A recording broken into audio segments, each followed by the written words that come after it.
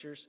We're excited that we're going to be moving into Deuteronomy, and is that correct? Okay, I heard something correctly in the first speech. That's good. So the topic here you have before us, legislating loyalty, ancient Near Eastern oath agreements as a basis for Deuteronomic legal innovation. So we're looking forward to hearing Clay Smith speak about this, and then hopefully have a Q&A session afterwards briefly so we can clarify all the details and whatnot, but we're really glad that you're able to present this research. One of the reasons why we do the graduate research lectures is this is a complementary presentation to what is done with the Jack P. Lewis lectures, where we're able to sort of see a span of scholarship within Churches of Christ. And so this lecture is going to be complemented next month, about a little over a month from now, with Gregory Sterling coming from as the Dean of the Yale Divinity School, who's going to be talking about his research in the New Testament in Luke Acts. And so this sort of allows us to see a span. It also allows us, we may not know this, but the academic world within Churches of Christ is actually a rather small, close-knit community. And so this allows us to be able to get to know one another better as well. And so Clay reminded me, I forgot it was 2017 is when we actually met one another in Lubbock. So this has been in development for quite some time. I think COVID might have delayed us just a touch too. But anyway, we're so glad that this has finally worked out, and we're glad that you're here, and we're looking forward to hearing what you say.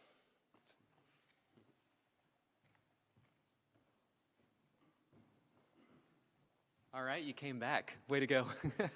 Thanks for that. I'm so excited to get to have this second opportunity. I feel like the first presentation, I got to share a bit of myself. I got to share a bit of why I do what I do, and hopefully in the process stimulate your thinking about worship and how it forms us. This is a bit of a shift in some ways. It certainly is an outflowing of the research that I did on Psalm 79, right? As you'll see, I got into Deuteronomy in large part because I think worship forms us. And I think we mentioned at the end of our time that, worship tells us what to be certain about. It also tells us what we're against in many ways, right? I mean, it creates group barriers. And so that's kind of a component of social solidarity that we often maybe don't think about. Worship forms us, and indeed, I think it forms us over and against even others. And so with this in mind, we ended our first presentation by looking at a feature of the book of Deuteronomy that really drew me to the book because of how challenging it is. I mean, ethically, theologically, right? Namely, on the one hand, Deuteronomy is responsible for one of the most consequential worship innovations in the Hebrew Bible, which goes against everything that you would expect in the ancient Near East. I mean, you worship at multiple places and often have multiple gods to worship at those places. But Deuteronomy insists, no, you don't just worship at every place where you lay your eyes at every high place or whatever the case may be. You worship only at the place that the Lord will choose among all of your tribes. There is one single place. So that's consequential. I mean, that's a big, big innovation in the book of Deuteronomy. Moreover, the very next chapter, in Deuteronomy chapter 13, as we noticed, it calls for the summary execution of prophets, close family or friends, and even an entire town, which you're supposed to devote to God. All of its inhabitants, all of its possessions, its plunder, right? So those who worship in ways that are contrary to the prescriptions of Deuteronomy, those who lead you to worship in ways that are different from what Deuteronomy commands, ultimately they are to be destroyed. Okay, so this realization, the juxtaposition between Deuteronomy 12 and Deuteronomy 13, it raised two research questions for me that I've discovered are inextricably linked. Okay, these are the two questions that I hope for us to at least begin to answer in this particular presentation. So first, I began to ask the why question. I know there's not a why question up there, but I'll reframe it. But I began to ask, why does Deuteronomy call for centralization of worship, for the, this idea of only being able to worship at one site. What's going on here? Why does Deuteronomy call for so much violence? Right? Deuteronomy is a violent text, and it's also notable. I mean, and we're going to come back to this in just a little bit. You look at other like Neo-Babylonian, so Babylonian era around the time of the exile, so the 6th century or so. You look at Babylonian legal documents for things like contempt of court, and the punishment is, it's severe. It's like payment of a fine. It's not killing people, okay? So Deuteronomy, if you're guilty of contempt of court, you are to be killed.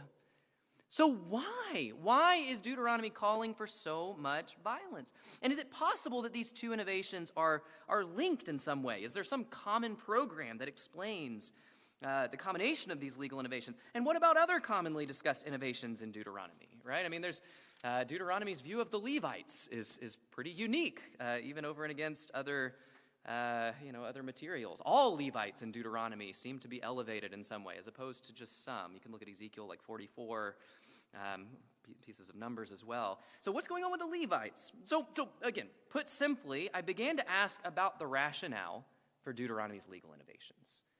Why is Deuteronomy, having these particular concerns? What's going on? Now, over time, I've discovered that these questions about the rationale for Deuteronomy's legal innovations, they need to be superseded by questions about Deuteronomy's form. What type of literature is Deuteronomy? So these are the questions we want to address together in our time this evening. And we're going to begin actually with the first one, okay? The one that I think we need to address before thinking about legal reasoning. We need to ask, what type of literature is Deuteronomy? And in fact, this is a commonly discussed topic of conversation in Deuteronomy scholarship. And there just happen to be 3 answers that are most commonly given to the question of Deuteronomy's form within Deuteronomy scholarship. Deuteronomy is law, Deuteronomy is story, or Deuteronomy is like a treaty text. We could use a broader actually category in Akkadian. Akkadian is the language of empire in the ancient world, so like the Assyrian Empire. They have these agreements, these oath agreements called audit agreements. So an audit agreement it's just any kind of like oath agreement made between 2 parties. It has stipulations, and that can include a treaty. So treaties can be audit agreements, but it's also broader than that. So any kind of like oath agreement that you swear between 2 parties and that has stipulations and usually blessings and curses. So again, these are kind of the 3 major options that are available to us. Perhaps the most common approach in contemporary biblical scholarship is that Deuteronomy is fundamentally law. Fundamentally a law code. It begins as a law code, as an originally independent law code, actually. This probably isn't surprising to you. I mean, the name of the book of Deuteronomy, Deuteronomos in Greek, it means second law, right? It's a retelling of the law that God gave to Moses at Mount Sinai. It's kind of an updating of the law in some way. So again, even the name of the book seems to imply that it's a law code. Okay, so many scholars, they think that Deuteronomy began actually as a law code. You can see this approach with a German scholar like Eckhart Otto. So the quote on the screen. This may still sound like German, even though I tried to translate it into English. So Otto argues that Deuteronomy, that's kind of his technical phrase for the earliest version of Deuteronomy. Deuteronomy, that's differentiated from what's called Deuteronomistic Deuteronomy, okay? So that's kind of like a later updating of the original form of Deuteronomy. So Deuteronomic Deuteronomy, which makes up much of, at least a good portion of Deuteronomy chapters 12 through 26. These are the stipulations of Deuteronomy, the legal stipulations. He argues this is a program of legal reform that reformulates the covenant code. Okay, that's the collection of laws. Again, we already looked at one of the laws on worship in Exodus chapter 20, verse 24, where you can worship at multiple places. So for Otto and many scholars of Deuteronomy, Deuteronomy's authors are updating the covenant code. They're taking some of these laws, but it's for a new time and new place, right? There's a new kind of scenario that's envisioned in the Deuteronomic law code. So we've got some laws that are updated from the covenant code for this new time and new place in Deuteronomy. We have some family law that's added.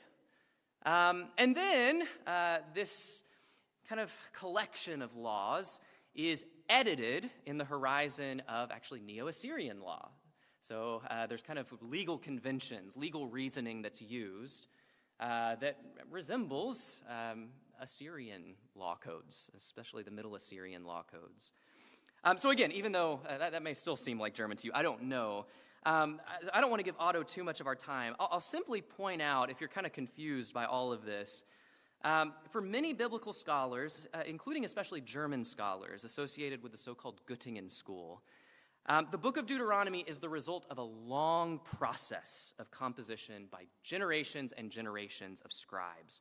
And so even if some of its traditions, in theory, date back to the time of Moses, somebody like Otto would point out that the book itself, Deuteronomy, is anonymous. It actually seems to assume a monarchic era, or perhaps at points a post-exilic era, political and religious context. So as we've already seen, Deuteronomy's laws do prioritize centralization of worship at the place that the Lord will choose. So by implication, there seems to be an effort to limit worship to a single temple. In the ancient world, politics and religion are never separate, okay? Maybe they're not really that separate in our world either, even if we aspire for them to be, but they're never really separate in the ancient world. And so the centralization of worship also coincides in Deuteronomy with the centralization of taxations, for example. So there's kind of this effort to funnel resources regularly to the political center in like Deuteronomy 14. So we have, again, centralization of taxes. We've got a judicial system that is centered at the place, right? So we have law being adjudicated at the place. When in Israel's history do we see such a strong concern for cultic and political centralization? Well, for many scholars like Otto, it's during the reign of King Josiah. I mean, you look at 2 Kings chapters 22, 23, and we have this very king who claims to find a book of the Torah in the temple. And this becomes the basis for a series of centralizing religious reforms. So Otto is firmly following in this train of thought, right? I think for Otto, he's not even just thinking that Josiah finds the law code, but that he's actually inventing it, right? He's kind of creating it to support his own agenda. But that's, again, a lot of German scholars follow, and a lot of biblical scholars more generally follow this train of thought. So Deuteronomy begins then as this originally independent law code, right, that supports this centralizing agenda. It uses legal reasoning comparable to other ancient Near Eastern societies, including especially Assyria. And then to that law code, later scribes are adding language that resembles, he does acknowledge, that resembles treaty traditions. The narratives are added later. So for Otto, all of the narratives are exilic or post-exilic. There's several different layers that he identifies at various points in Israelite history. But again, all of this is secondary, okay? All of this is added later. Deuteronomy is fundamentally a law code. And, again, it's added. Other stuff is added later. Now, a second option is argued most recently by a scholar named Jeffrey Stackert. He argues that Deuteronomy, it's not law. It doesn't contain real law. It's instead a story about law. Okay, so according to Stackert, we shouldn't be segmenting Deuteronomy into all these separate parts, as though the book's legal and narrative materials have to be written at separate times by separate authors. Now, he holds that open as a possibility, but Stackert notes that Deuteronomy's laws and its narratives are what he calls co-referential. They're constantly referring to each other, right? So like the logic of the laws themselves are rooted, for example, in the Exodus story. Why are we doing why are we including the vulnerable in our worship? Well, because you were vulnerable. You were a slave, right? And so why would you not look on the plight of the poor, those who are in need, those who are vulnerable? So the narrative material is just presupposed throughout all the laws. You can't really disentangle them from one another. That would just chop up the text in ways that are nonsensical. And so Stackert really pushes back on this idea that Deuteronomy that we have the ability as scholars to reconstruct with precision all of the compositional phases of the book of Deuteronomy. Now, Stackert, he's going to acknowledge, Deuteronomy probably makes use of legal traditions that are well known in the ancient world. He doesn't deny this. But again, he's arguing that Deuteronomy in its earliest form, it's really like taking these legal traditions and inputting them in this broader story that Deuteronomy is trying to tell about a group of people on the plains of Moab who are about to enter in the promised land, who are preparing for life under a monarchy, right, eventually. And so that's what Deuteronomy ultimately is. Now, for what it's worth, I like a lot about Stackert's approach to Deuteronomy. I really appreciate his critiques of a lot of critical scholarship that again, presupposes it can reconstruct with precision the compositional phases of a given book of the Bible. I just don't think we have that ability personally. I do, however, believe that Stackert's analysis shares a shortcoming with Otto's approach that needs to be remedied. I think both of these scholars are missing something. Namely, both approaches downplay the presence of treaty elements, audit elements, in the book of Deuteronomy. Now, both scholars acknowledge there are at least a couple of places in Deuteronomy where we see language that sounds a lot like ancient Near Eastern political treaties, but both scholars downplay the influence of these treaty elements outside of a few isolated examples. And so this, to me, is where the insights of a scholar like William Morrow become particularly important. This is a quote from a recent book that Morrow wrote called An Introduction to Biblical Law. He writes this about Deuteronomy. He says, most scholars agree the primary layer of Deuteronomic law contains many, if not all, the laws connected to the centralization of sacrifice. Okay, we've already acknowledged that. All scholars agree that centralization is a big deal. But Morrow points out that the grammatical syntax used in writing these laws about centralization, it tips the balance in favor of a treaty form or Deuteronomium. That's the earliest version of Deuteronomy. Okay, by this, Morrow refers to the fact that Deuteronomy prominently makes use of second-person unconditional formulations in its stipulations. In other words, you shall love the Lord your God with all your heart, soul, and strength, right? You shall do this. You read that and you probably just, brush past it. No big deal. That's just the way that law is written. Well, no, that's not the way that law is written in the ancient world. You look at the Code of Hammurabi. You look at the Middle Assyrian law codes. Kind of these profound examples of ancient Near Eastern law. They're not written in second person, unconditional formulations.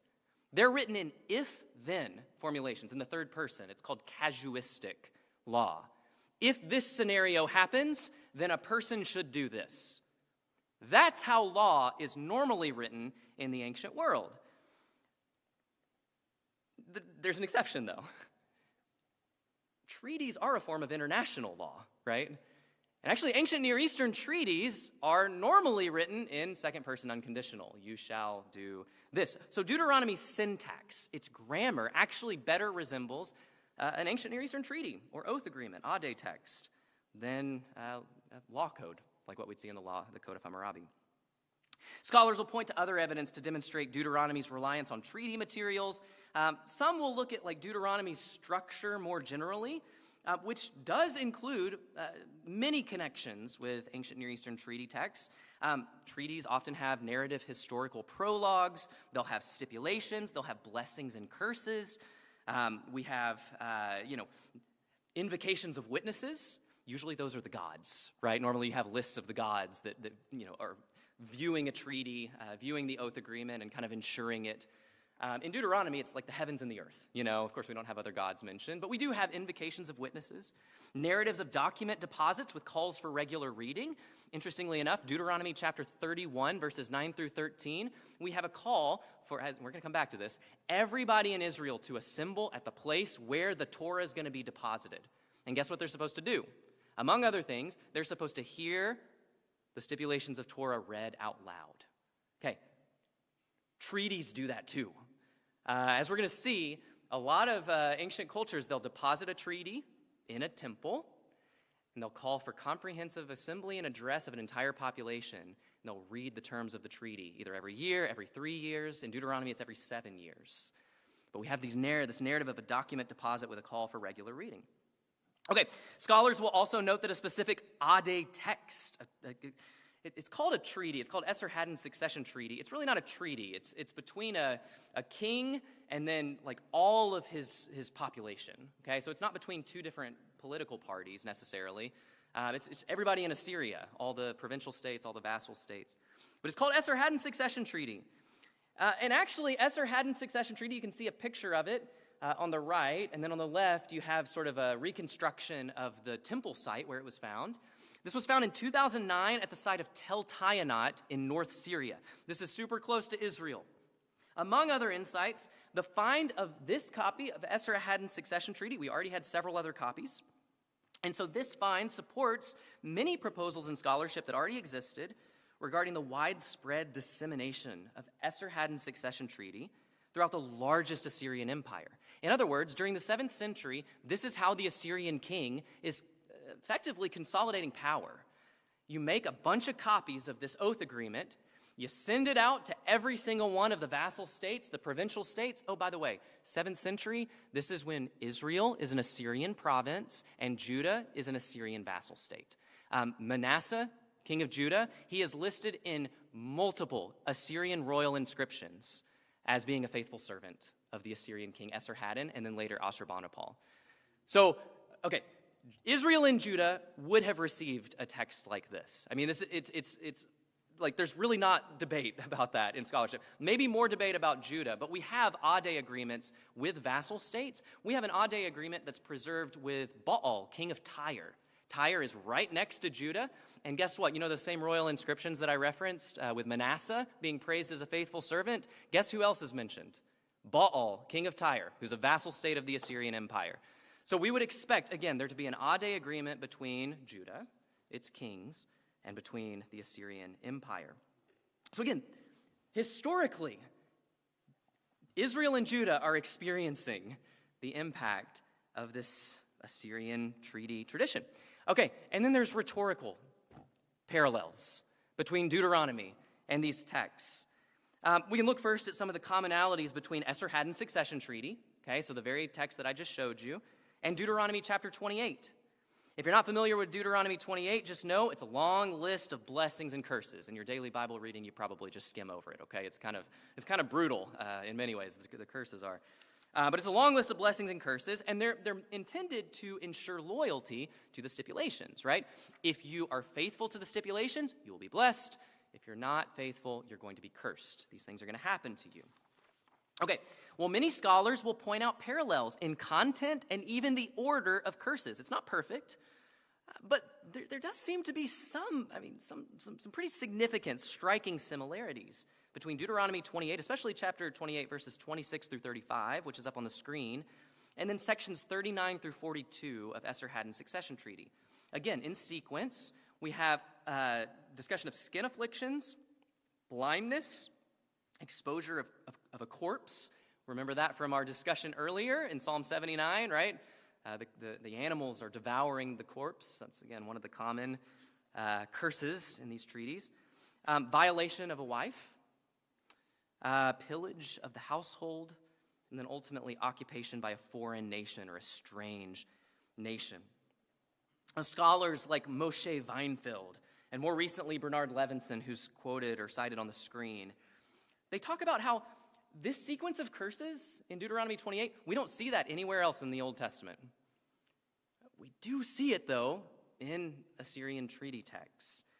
That makes sense, then, that maybe Deuteronomy's aware of this treaty tradition, this cursed tradition, and is in some ways adapting it for its author's own purposes. And then there's Deuteronomy 13, which urges people to put to death any prophet, diviner, close family or friend that leads you astray. Esarhaddon's succession treaty calls its audience to do the same thing. Again, it's the same kind of groups of people being referenced. Anybody that's going to lead you toward disloyalty of the Assyrian king, you put them to death.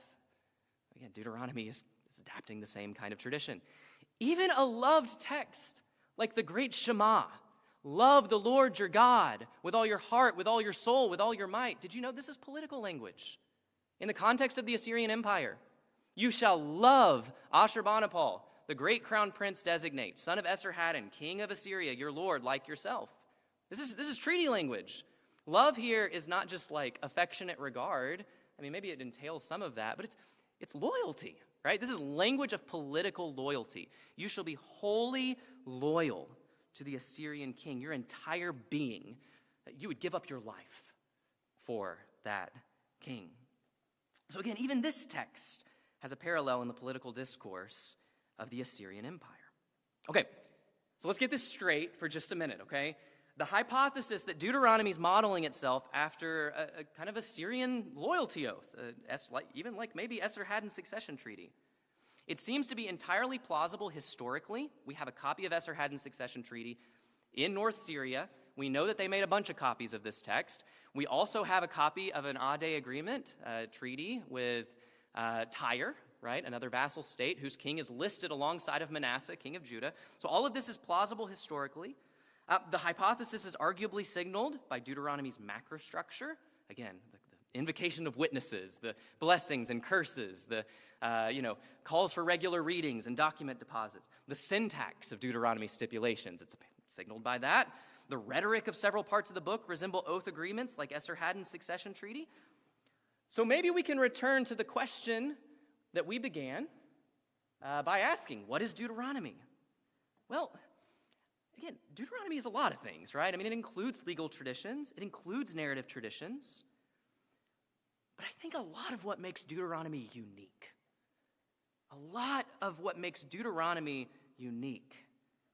is its creative adaptation of the ancient Near Eastern treaty or loyalty oath tradition. But instead of demanding loyalty to a human king or emperor, Deuteronomy is doing something far more radical. It's calling its audience to complete loyalty to God alone. In a time and place where violent, literally very violent, the Assyrian Empire was well known for its brutality. They used that as psychological kind of warfare, propaganda, right? There's reliefs. I don't need to get into it. But in a time and place where violent, oppressive empires force small territorial states like Israel, like Judah, to swear loyalty oaths and treaties to their kings, Deuteronomy instead fashions its own treaty between Israel and its God. We are loyal to God alone, and no human, no matter the murderous threats that he breathes against us, the gods that he invokes, right, to curse us, it doesn't matter. We are loyal to our God alone. Okay. Technically, nothing I've said up until this point is an entirely unique contribution made by me. But remember, my interest is not just in Deuteronomy's form, it's in the rationale for Deuteronomy's legal reasoning. Why do we have centralization? Why do we have, calls for summary execution and contempt of court cases? What's going on here? So my primary contribution in my research is to try to understand if the rationale for Deuteronomy's legal reasoning is it maybe rooted in Deuteronomy's own oath agreement with God. In other words, does Deuteronomy's form as a sort of political treaty between Israel and God, can it help us to understand the book's legal agenda, its legal reasoning? I'll give you a small taste of why I think it does. So if you remember, one of the most important legal innovations in Deuteronomy, at least compared to the covenant code in Exodus, it's cult centralization. Centralization of sacrifice, of worship at this single place that the Lord your God will choose. Deuteronomy wants to centralize worship activities at a single place. Well, I've already referenced this. It probably won't surprise you to know that something similar happens with Assyrian oath agreements, especially, you guessed it, Esarhaddon's succession treaty. So recall the 2009 discovery of Esarhaddon's succession treaty, which was deposited in a temple. Actually, that's the most holy place of the temple. You notice that kind of tripartite division? So it's the same kind of tripartite division, the threefold division that we see in the temple, in Solomon's temple, right? So you have kind of like gradations of holiness. And so the most holy place is where the treaty was placed. It was displayed in this temple complex on the Tayanat citadel. I would add that the deposit of Esarhaddon's succession treaty at this temple accompanied calls for the comprehensive assembly and address of the subordinate population group at the specific site where the document is deposited. So, for example, The Tayanat, this was found at a site called Tel Tayanat, okay? So at Tel Tayanat, the Tayanat exemplar of Esarhaddon's succession treaty, it begins with an initial address that includes, quote, all the men of his hands, great and small, as many as there are, with them, with the men who are born after the Ade, the oath agreement, and in the future, from the east to the west, all those over whom Esarhaddon, king of Assyria, exercises kingship and lordship. I referenced earlier, we have an Ade agreement with Baal, king of Tyre. His name is Baal, right? That's the name of the god, from the Hebrew Bible, the Old Testament mentions. So Baal, the king of Tyre, his Ade agreement uses a variation of the same strategy, comprehensive address.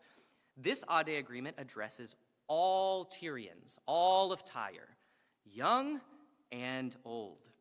So in these examples, phrases like great and small, young and old, they function as merisms to single out all members of a provincial and a vassal population addressed by the Ade agreement, who are called to swear allegiance to its contents. The rhetoric of comprehensive address in these texts, it also clarifies that even if the oath ceremony, again, where they come together, everybody comes together, they swear their oath of loyalty to the Ade agreement, they swear to uphold all its stipulations, they hear them read out loud, they do other things too, they offer sacrifices, but we'll come to that in a second. But again, the rhetoric here of comprehensive address, it clarifies that even if the oath ceremony doesn't literally assemble every member of a population group, the ceremony, it still legally binds the entire population to the terms of the oath agreement. Okay, so there's a sense here in which this is legally binding for the entire population group. Even if it's just a handful of people that show up to ritualize it, the implications of the Ade agreement, the oath agreement, are for the entire population group. Now, Deuteronomy, likewise, in both its literary frame and its stipulations, it regularly calls upon men, women, children, the stranger residing in your towns, everybody in the population needs to assemble at the site of the deposit of this Torah. And on multiple occasions, this assembly should also include future generations. Again, future generations, that's referenced in Esarhaddon's succession treaty. This is legally binding, not just for the entire population group that's alive, but also for their descendants. Everybody is now bound from here on to the terms of the oath agreement. Again, in these examples, Deuteronomy clarifies that the ritualization of its oath agreement provides a basis for the assembly of all Israel at a single location where the physical document that holds these stipulations together, it gives a basis for everybody to assemble at that site where the oath agreement, where the stipulations are deposited, and it also binds the entire population, including those absent from the oath ceremony, to the terms of that oath agreement. And these features of Deuteronomy's address, they align with the Assyrian Ade tradition, the Assyrian loyalty oath tradition, including especially Esarhaddon's succession treaty. Now, I referenced this earlier, but Jacob Lauinger, a noted Assyriologist at Johns Hopkins, he's also noted that one rationale for the deposit of an Ade agreement is to facilitate the exercise of force at the site where that document's deposited. This includes especially tribute obligations. So, again, I referenced this earlier. One of Deuteronomy's features, Deuteronomy 14, for example, funneling resources to the site of the deposit of this Torah. Deuteronomy fixes taxes, right? Regular tribute obligations that you bring when you come to worship. More to the point, the regularly stated rationale for Deuteronomy's centralization stipulations, it's recognition of the Lord's blessing. Remember that idea of blessing. Okay, Ade agreements are stipulations ensured by blessings and curses. So why do you bring your tribute to the place? Well, it's to ensure the Lord's blessing, right? It's to ensure that you're in proper standing with the oath agreement. And there's several examples of this: Deuteronomy 12:15, Deuteronomy chapter 14, verse 24, Deuteronomy 16 and verse 17. Again, the Lord's blessing. This is the primary basis for the community to gather at the place to commemorate the oath agreement and to offer their tribute. Or at least it's a big deal, right? Maybe not the only basis for gathering, but we want to ensure the continuation of the Lord's blessing. So to summarize then, Deuteronomy, it joins Esarhaddon's succession treaty. It describes the deposit of an oath agreement at a specific temple site where an entire population, including citizens of low status, must gather at that site to offer tribute, offer sacrifices, hear the oath agreement read in their midst. These seem to me to be rather significant parallels, which suggests to me Deuteronomy may be effectively mimicking imperial oath rituals. The kinds of rituals that the king of Assyria is forcing them to swear, to participate in, right? You ritualize loyalty to the Assyrian king. Deuteronomy's authors and how they describe worship are kind of describing a similar kind of worship, but it's not ritualizing loyalty to Esarhaddon. It's ritualizing loyalty to God alone. Now, there's more that we could say. For example, in my work, I also discuss the common notion of bearing a transgression, a sin. In Akkadian, it's the word hitu. Okay, so this is a sin. This is what happens when you break an oath agreement. And guess what the typical consequence of bearing a hitu is? Summary execution. Because if you break the terms of an audit agreement, a treaty, you're committing treason. This is not just a normal legal offense. You have committed treason, and the consequence of treason is summary execution. And so we can return to the question of Deuteronomy's theology of reward and retribution. And at this point, I note again the utility of reading Deuteronomy's stipulations as oath agreement, right? Audit stipulations ensured by blessings and curses. We could look at Deuteronomy's stipulations regarding contempt of court. This stipulation in chapter 17 combines separate, disparate portions of Deuteronomy 13, all right, which I had on the screen earlier in relation to Esarhaddon's succession treaty. But Deuteronomy 17 combines disparate portions of Deuteronomy chapter 13, and in doing so, by echoing this language in Deuteronomy 13, Deuteronomy 17 effectively,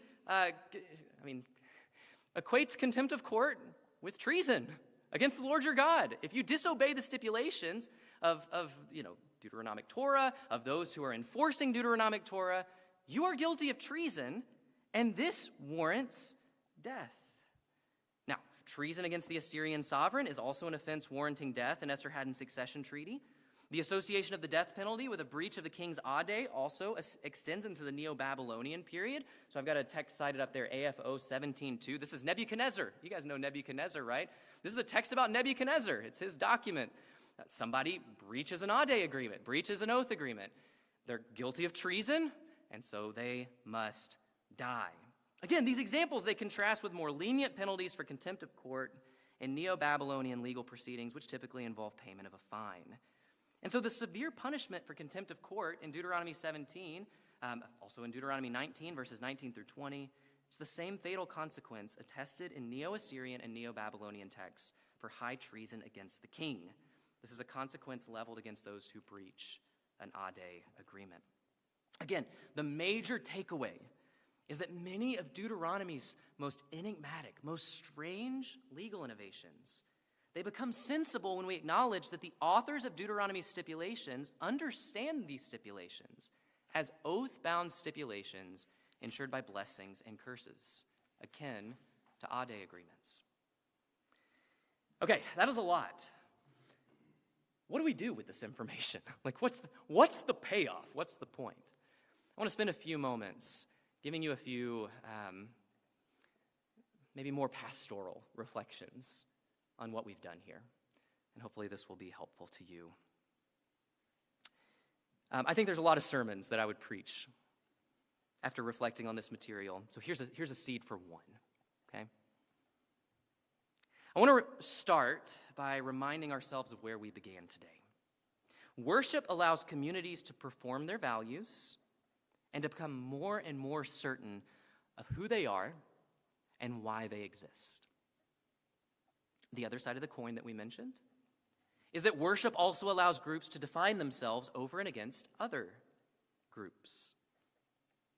So with all of our talk then about how Deuteronomy seems to be creatively responding to the oath agreements that empires force their supplicants to swear, I think we're prepared now to notice how the book of Deuteronomy in general, and worship in Deuteronomy more specifically, I think it offers a response, and I would even say protest.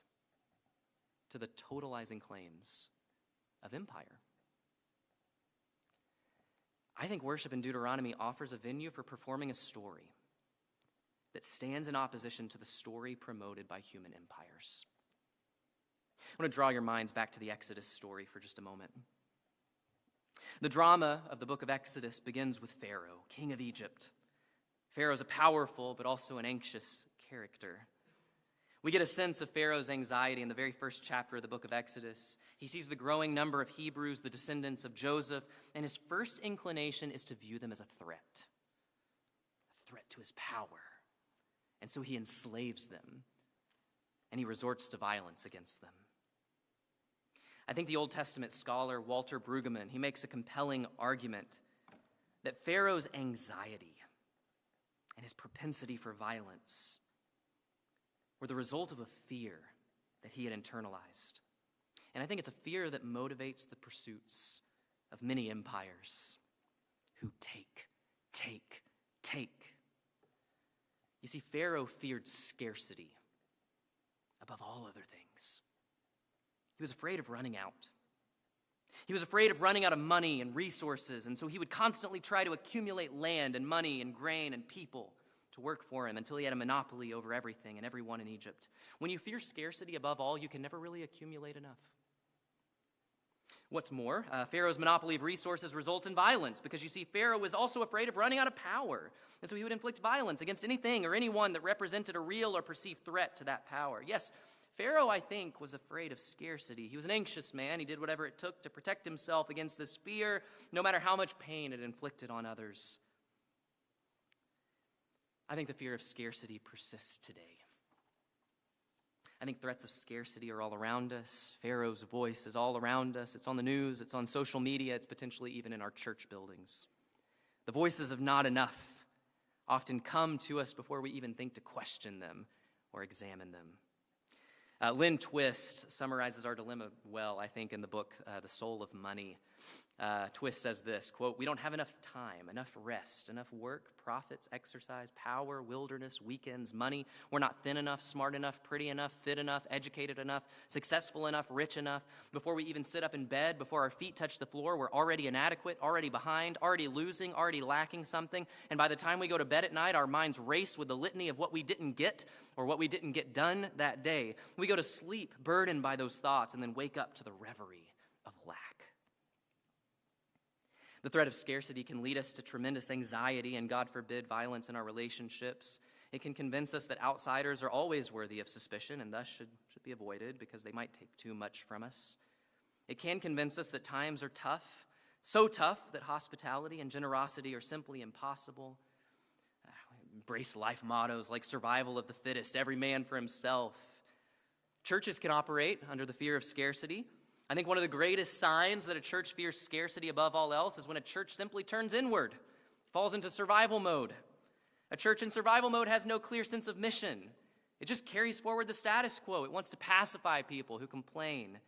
What's more, it often does so in a disconnected state from the needs of outsiders. These churches are often overmanaged and underled. They have a budget, but Budget Sunday remains largely disconnected from mission.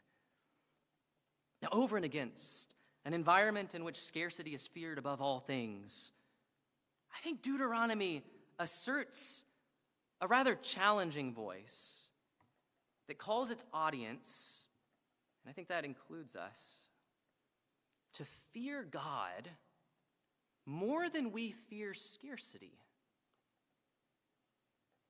Fear God more than we fear scarcity. Even in the face of a violent and extractive emperor who demands loyalty to him alone, Deuteronomy calls its audience to commit to worship God alone.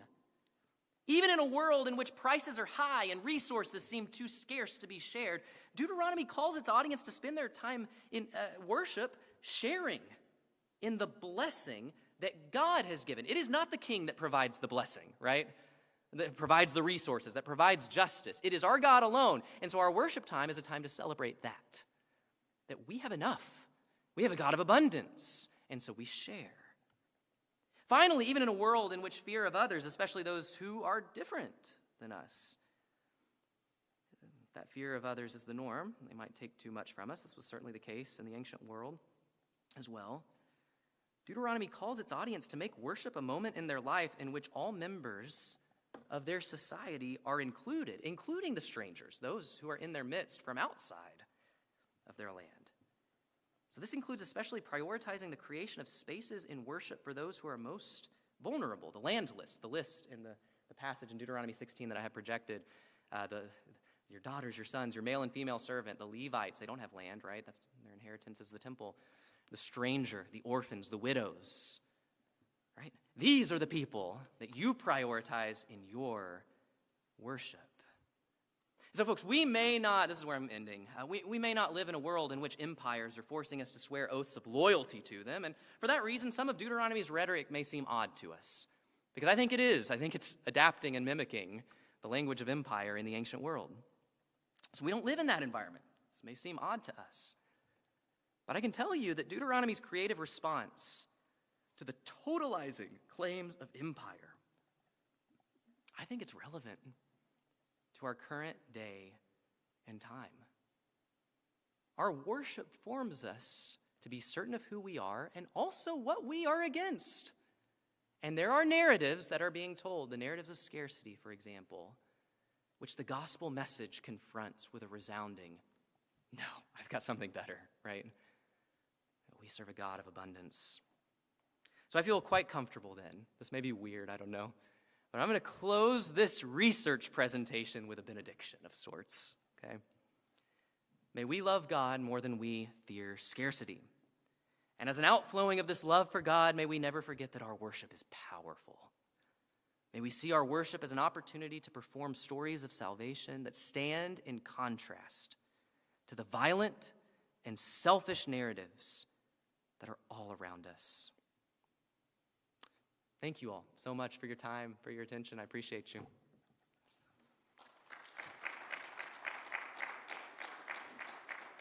Okay, thank you very much. I think we have time. If you all want to dialogue about this, there's so much. I mean, I feel like we're scratching the surface. So let's talk. Ed. Another fantastic presentation. Thank you.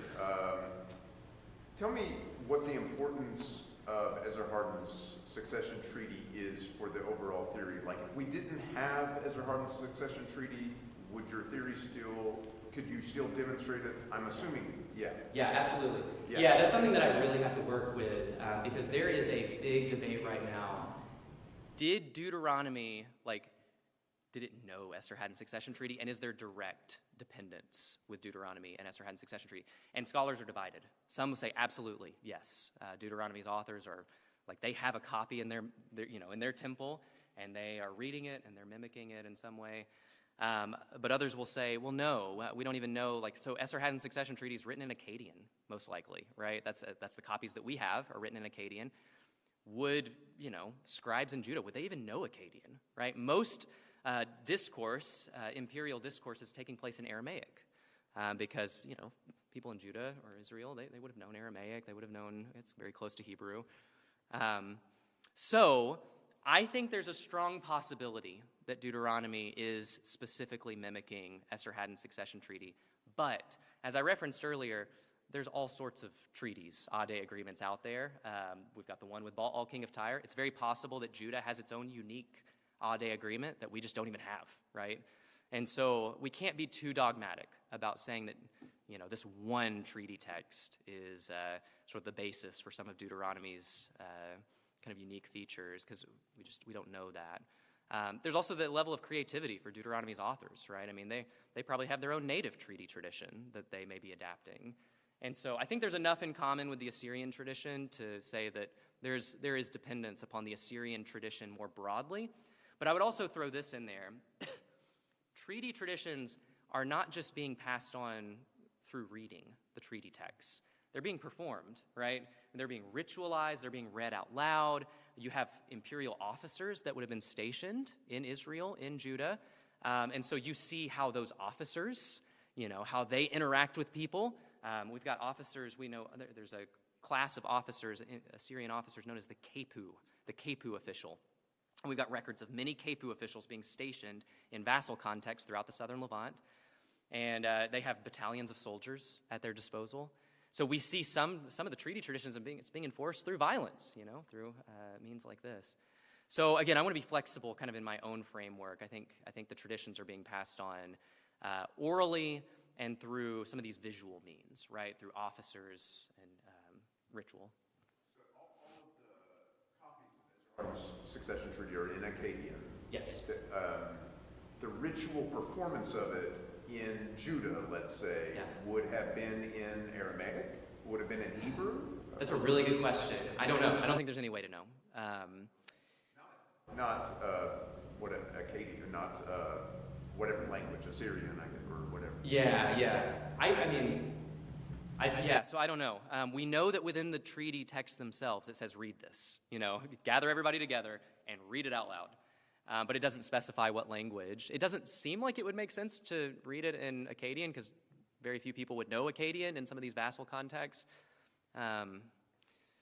So yeah, it makes sense that maybe Aramaic or something, or a native language. We do have, interestingly enough, some of these, some of the treaty documents that we have. So Esarhaddon Succession Treaty, there's I think we have copies of 8 different ones, if I'm not mistaken, 8 or 9.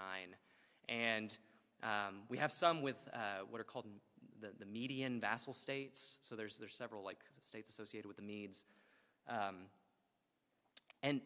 One interesting thing that the treaties do is that they will take the gods, the local gods, and they will add the local gods to the curse section, right? So it'd be like saying Yahweh, the God of Israel, is mentioned in Esarhaddon Succession Treaty. Yahweh will curse you with, fill in the blank. So we do know that they are intentionally targeting local cultures, adapting kind of their religious beliefs. So it makes sense that, again, when reading these texts and ritualizing them, maybe they're co-opting some of the cultural norms of those vassal states. But yeah. I have 4 questions. Yeah. Okay. Three smaller, one is the real one. The first one, Tel Tayanat, has it been damaged through any of the wars? That's one number one. Oh, yeah. Oh, goodness. I don't know. That's a really good question. Not that I know of. A lot of sites in Iran have a lot of Assyrian sites, like Assyrian temples. Nimrud. It's just ISIS has just gone into a lot of these archaeological sites, and because they have this kind of disdain, right, for the religious cultures, and so they just destroy them. I think Tayanat is still being excavated, and so I don't believe that it's been destroyed. Okay. Yeah. And the other 3, number 1, I noticed a mention of Venus. Yeah. Is that Venus of Greece that we would think of, or is that a different divine being? That's a great question. I don't know. I'm not sure. And the third one was, I haven't heard the word suzerain. Yeah. Does that fit into this at any level, or can we be educated? Or? Yeah, so suzerain just kind of meaning like a king or a royal entity. Because treaties is this. Yeah. A different expression. People don't know what to call these texts, right? Because you've heard, for a long time, Esarhaddon Succession Treaty was called the Vassal Treaty of Esarhaddon. Well, you can't call it a vassal treaty because, I've actually used the language, I'm sorry. I've used the language of an Assyrian province and an Assyrian vassal. Those are actually 2 different things. Israel was an Assyrian province. Judah was an Assyrian vassal. Assyrian provinces are fully incorporated into the Assyrian Empire, so their kings are taken off the throne and a puppet king is installed, right? A vassal state is still allowed to retain some independence at a cost, right? You have to swear loyalty and you have to pay tribute a lot of times, and sometimes even fight for Assyria. Judah's a vassal state, Assyria is a province of the Assyrian Empire. Both. We have provinces that are swearing oaths of loyalty, as well as vassal states. You can't call it a vassal treaty, that's just too simplistic. It's really not a treaty. I mentioned that earlier too. It's kind of a treaty, but all Assyrians have to swear it. So it's kind of even those internal to Assyria are swearing it. So yeah, you'll hear all sorts of rhetoric like that. The reason why the suzerain language is used a lot is because, again, this is the point of this entire document is to demand that everybody is loyal to the Assyrian king. You know what I mean? It's just totally you must be loyal to the Assyrian king or else you will be cursed. And that's the stipulation. It just has variations of that stipulation over and over and over again. And which, again, you can see why that would be an impetus for Deuteronomy's. No, like we are not loyal in that way to any human king, right? So that, yeah. I don't know if that's how, didn't really answer your question, but. The last question, audit agreements. If we're fleshing out this idea, to me, these audit agreements, and it may be just my ignorance speaking, but it's a form of colonization. Yeah. And but it assumes a king in a particular location subsuming another location. If that's what Deuteronomy is, and who's being subsumed, and where is Yahweh? Yeah. Where is Yahweh's land? Yeah. You see what I'm saying? Yeah. Who's being colonized?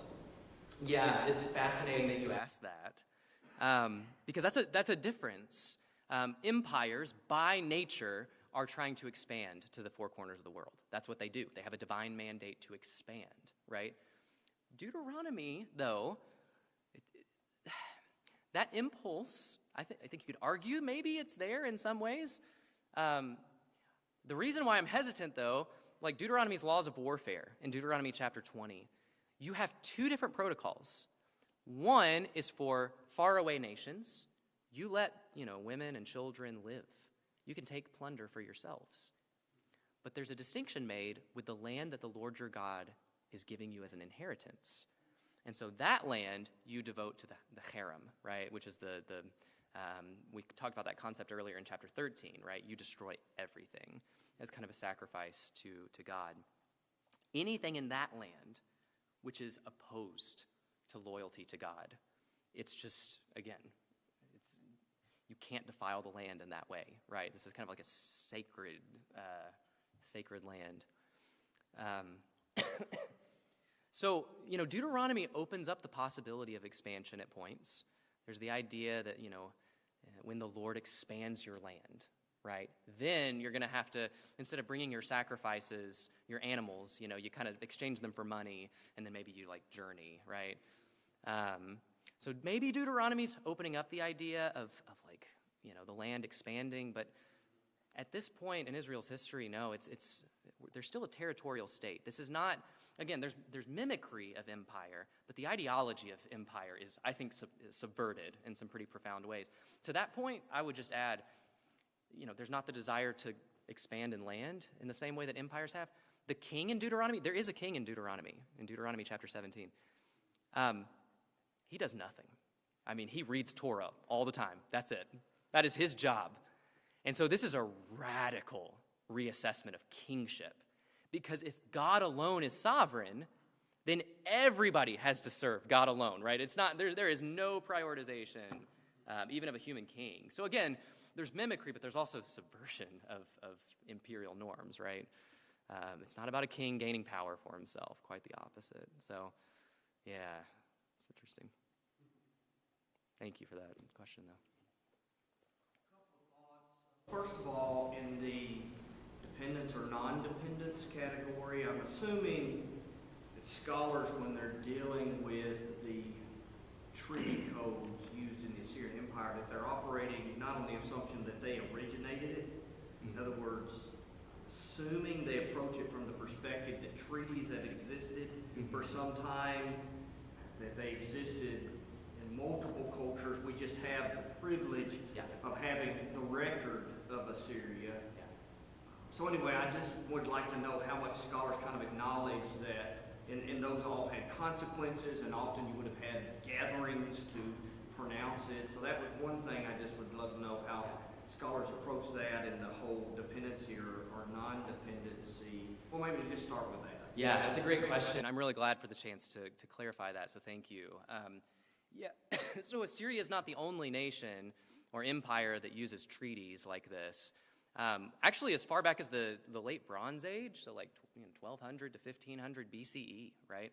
The Hittites used treaties. And so there are scholars, Joshua Berman is one, who argues that actually Deuteronomy has a closer affinity with the Hittite treaty kind of format than the Assyrian format. you'd have to look at some of his work. But one of the big arguments that's often used is the fact that Deuteronomy has blessings. Not just curses, but blessings. Now, Assyrian odd-day agreements, like Esarhaddon Succession Treaty, there are references to being rewarded, but there's not a formal blessing section. So that's a difference, right? That's a sense in which Hittite treaties have blessing sections. And so maybe okay, well, that could be an argument in favor of Deuteronomy having a closer affiliation with the Hittite format. Excuse me. The reason why I tend to be more convinced that Deuteronomy is interacting with the Assyrian treaty tradition, it's because of the specific curses, right? The specific connections with like rhetoric and some of the language that's used in chapters 13 and 28 especially. It just sounds very Assyrian. And also I would add, like a lot of my work, like on the kind of ritualization of treaties as well, it just seems to fit best with the Assyrian tradition. But I'm not dogmatic. I'm open to all possibilities. But most scholars, again, who would date it more or who would say that it's interacting with Assyrian treaty prototypes, they'll point out the language. They'll say, well, it's really close. So, but yeah, everything's always a debate. It's always yeah. I was a little surprised when you talked about the uniqueness of the call in Deuteronomy to centralized worship, especially in a world in which it was largely believed that gods had local power. They were localized gods, gods of regions and areas. And so gods had power in certain areas, worship in certain areas. So could you speak to that? The uniqueness of a call to worship at a given location in a world where they believe the gods and goddesses had power sometimes only in certain locations. Yeah, absolutely. Yeah, even so we can think about Yahweh, the God of Israel. We have archaeological evidence, you may have seen this, of Yahweh and his Asherah, right? Yahweh of Taman, right? So we have kind of like local manifestations of the same God.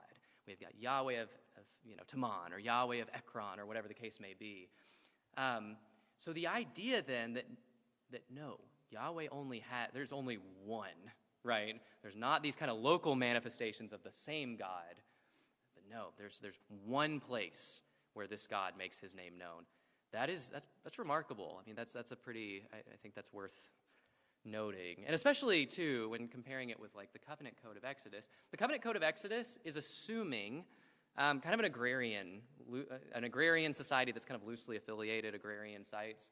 That's a key part of Israel's history. Deuteronomy, though, is envisioning a monarchy, right? There's a king mentioned, professionalized judicial system. And so, but again, you've got kind of the differences. At a certain point in Israel's history, well, God might put his name in multiple places. But in this kind of centralized system in Deuteronomy that it envisions, no, only one place. Yeah, thank you. Thank you for that. One more time. Great. Well, thank you so much for attending. Wonderful thoughts on Deuteronomy. We're going to close out now. President Brothers, would you be willing to close us out in a prayer? And hopefully, if you enjoyed this, come back. We have a lot of events coming up this next week. I don't want to put you on the spot, President Brothers, but if you want to mention any of those things, you go right ahead. And we do have a number of events that are coming up, and encourage you to attend whatever you like. Thank you. I'll try to go fast because it could be longer than your lesson. We do have a lot going next week. We've got Founders Day on Monday. We've got the estate planning on Tuesday. We've got on Friday the dedication or the groundbreaking for the new resource center. We've got Alumni Day. And then on next Saturday, a week from Saturday, we've got the church leadership workshop. Did I miss anything? Okay, so if you want to plan something, have at it. It's that kind of week. But thanks for kicking us off very, very, very, very much. That was powerful, powerful. Would you pray with me? Our Father in heaven, we thank you for the opportunity to reflect on your greatness and your glory and the unbelievable privilege we have to come into your presence for worship. Father, It is my prayer that we are reminded today that our allegiance is to you and to you alone, and to your kingdom and to your glory. Father, I ask you to give Clay safe passage. Thank you for bringing him safely here. Father, may each of us, as we have wrestled with the story of Psalm 79 and wrestled with the story of Deuteronomy, Father, may we leave with a greater love for you and a desire to live lives that honor and glorify your name. Father, keep us safe as we travel to our homes, and Father, help us to fulfill your mission in the world. In the name of your Son we pray, amen.